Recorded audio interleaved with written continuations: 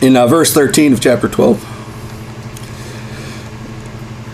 Later they sent some of the Pharisees and Herodians to Jesus to catch him in his words.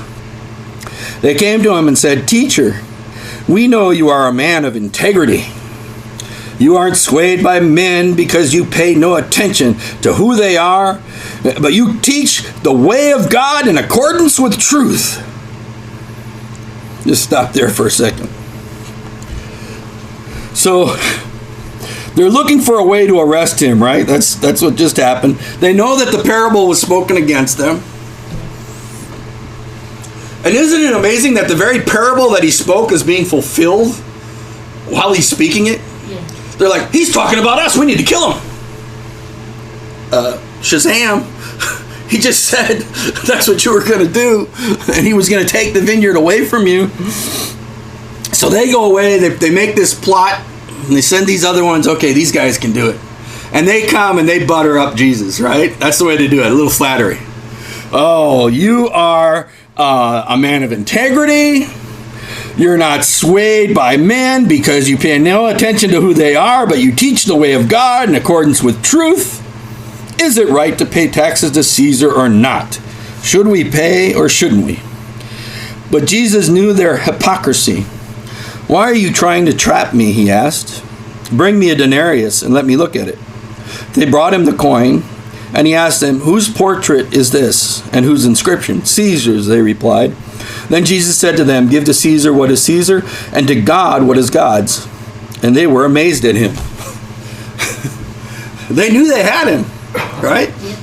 He wasn't worried about the Pharisees and the scribes that were there. He told this parable against them. He's standing up to them. They're like, "Oh man, he's this tough guy. He's going to stand up to everybody. He don't care about anybody. He's going to say God, and God's not going to say it's okay to pay taxes to Caesar. So we got him, man. We're going to get him. Should we pay taxes to Caesar?" And then if he says that we should, then people will probably say, "Oh, why are we paying taxes? And they cheat us and all this kind of stuff. And, oh, the government's all bad and the government's wrong." Anybody ever hear anybody complain about the government? Okay, maybe I do too. Yeah. He's like, "Well, show me the coin." Okay, it's got Caesar's picture on it, right? Okay, so if it's Caesar's, then give it to Caesar. But give to God that which is God's. Again, even going back to the temple, when he cleansed the temple's court. "My house will be a house of prayer for all nations." That was supposed to be God's place. That was supposed to be where God was going to bring in the Gentiles. That was where the Gentiles were going to come and worship and praise him. But you've taken over God's place and turned it into something else. Give to God what's God's. And ultimately giving God what is God's is what? But us. Because we are created originally in the image of God.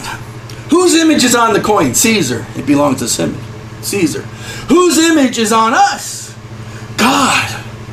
We belong to God. When we surrender our lives to Jesus, when we give ourselves to him, when we commit our bodies as living sacrifice and surrender it to him, we are giving him what is his. And we are giving back what belongs to him. It is right for us to surrender our lives to him as Lord, as King, and say, "Whatever you say, wherever you want me to go, whatever you want me to do, I will do it. I surrender all to you, Lord.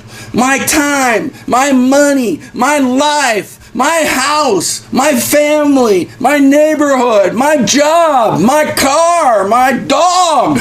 It's all yours, God, for your glory."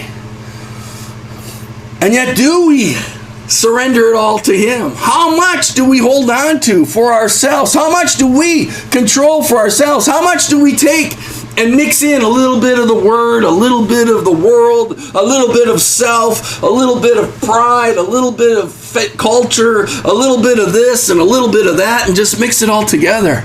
How much more do we need surrender to him daily? Examine our lives and say, "God, what areas am I allowing to be influenced by things that are not of you? Father, in what ways am I not walking in your word and keeping your precepts? In what ways am I not giving unto you that which belongs to you?" He owns the cattle on 1,000 hills. I don't know, is it yours on a hill or in a valley or on a plain? I'm on a hill. On a hill, there you go. Must be one of them hills.